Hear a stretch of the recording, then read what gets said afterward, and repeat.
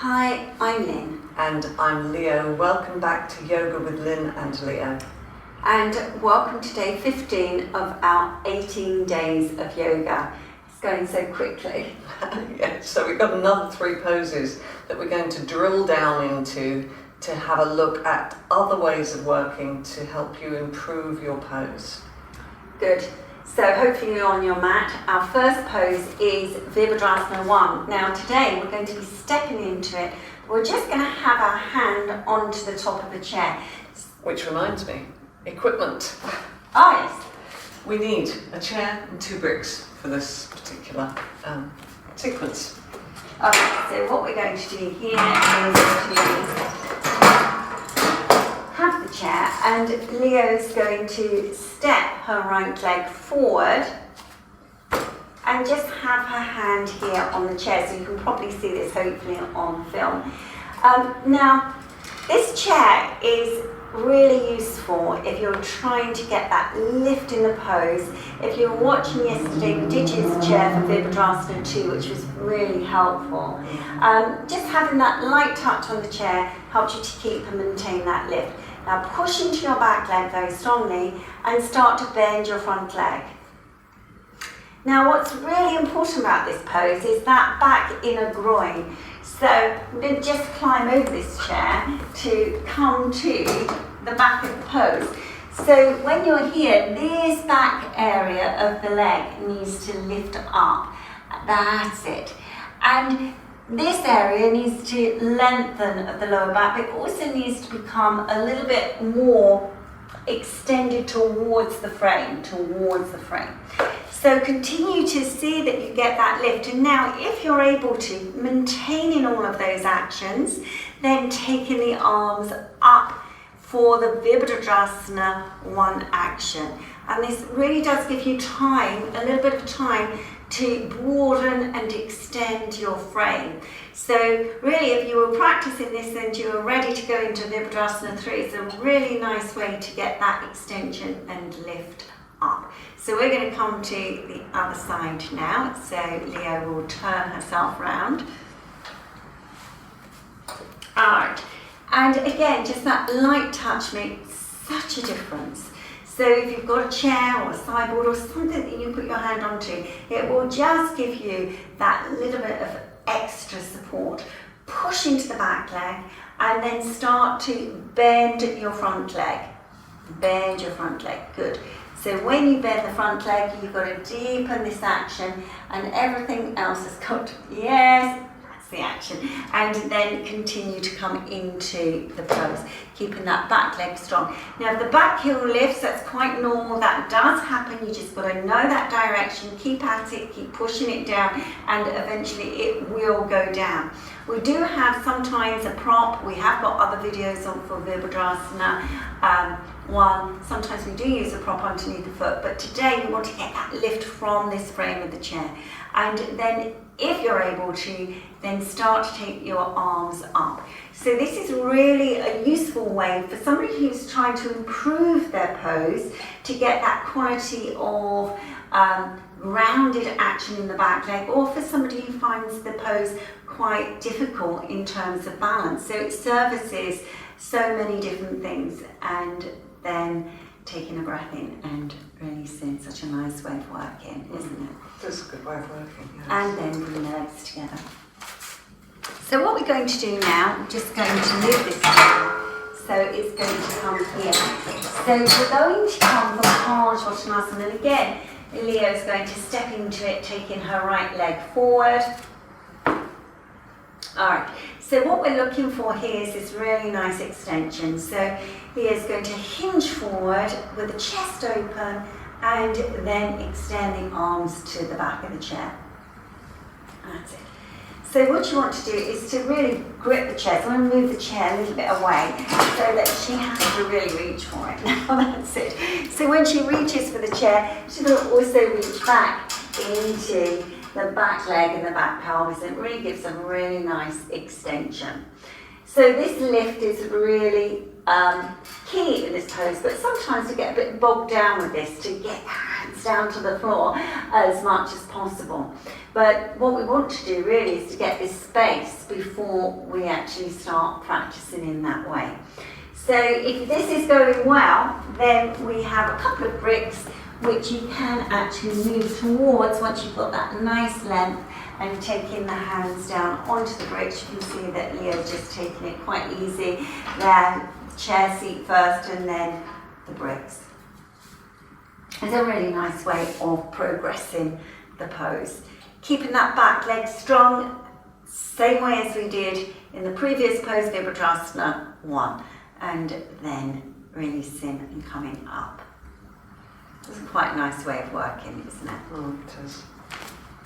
So we're going to now just bring the left leg forward, so we're just going to even up on both sides, keeping that lift all the way through the centre of the body, pushing back into that back leg nicely, and then extending forward. And you can see it's such a nice way of working to get that extension. Feeling a little bit more in these poses, cutting back with that outer hip. So if you've got a chair hanging around, then do use it to extend onto. It's a really nice way of working. Now once you've got that support through the legs, that lift in the centre of direction, then taking your hands onto the bricks. So you can see firstly Leo goes to the chair seat and then to the bricks. Now the key aspect of this pose is to keep the weight really back into the back leg, and then you can keep that lift and maybe bend the elbows so that you can go a little bit deeper, a little bit further. So you can turn those bricks there, Leo, that's it. And if that's all going well, then take your hands to the floor and progress the pose, and eventually that's just great. Let the head go down. So you can see here that there is a little bit of preparation, but it's worth it because the end result, we can feel the effect of the asana, and then slowly coming up. And bringing the legs together. Okay, so we're coming for a Parivrtta action now. So this again can be quite challenging, but it involves all of those forward-facing actions. We can use a chair for this, so if you do find it quite difficult, it's normally good to actually put your hand onto a chair to really find that grounded element in the legs. It's very difficult if you go straight into the pose and you're trying to hold the pose and the balance isn't very good or stable, then it's good to use a chair, but also to progress the pose it's good to use a chair. So what we're going to do is Leo's going to step her right leg forward. So she's going to face you, and that's it in a moment. So taking the right leg forward, that's it. So all of those qualities in those forward-facing poses, Virabhadrasana 1 and Parsvottanasana, you've still got to get that action in the back leg. So when you come for the twisting action, be careful that you're not twisting and coming forward from here. This has got to really deeply support you, and start the twist from here. That's great.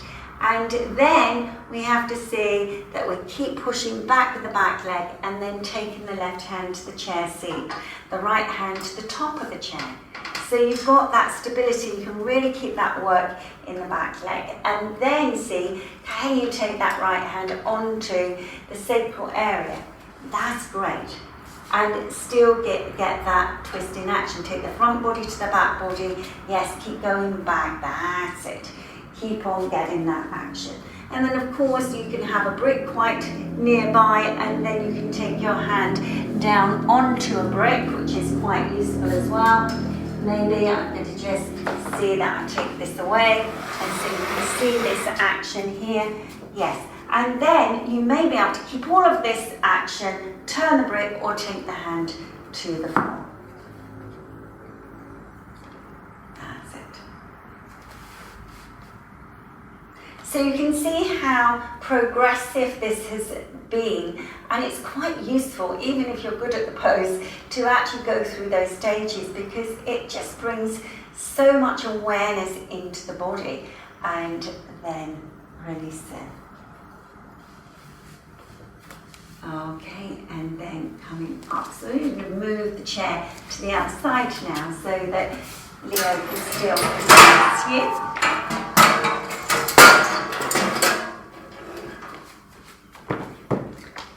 Okay, so we take the left leg forward, keeping that weight in your back leg, and turning. Now when you come forward, it's really important to push back into that back leg really strongly, and then taking the hand to the chair seat. Yes. And then you can take the hand here, if you need the extra support, that's fine. So you can see that Leo's using that chair to lift back up as if she's coming back into Tadasana. This is a really good action because it gives you length to then get more twist. So then taking the left hand onto the sacral area and see if that's stable. If it's stable, then we will put a brick here and move this away so that we can still maintain the same qualities in the pose.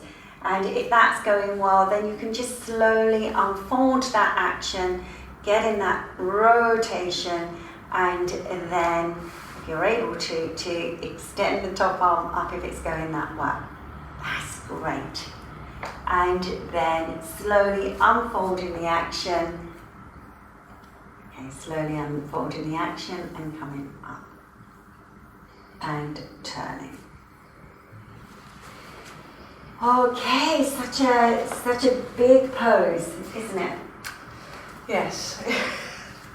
It is a pose that you learn at one stage to just do a shape of the pose. Yes. And that's a progressive action. But you have to keep on working on this pose because it just gets deeper and deeper all the time. Yes, we're finely tuning all the time, and that's so right. We just start off with a shape. Yeah, just the outline.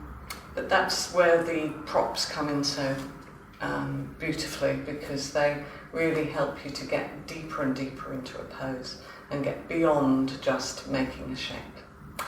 Anyhow, we hope you enjoyed doing that practice with us today. If you did, please click on the like button, and hopefully we'll see you tomorrow for day 16. Namaste.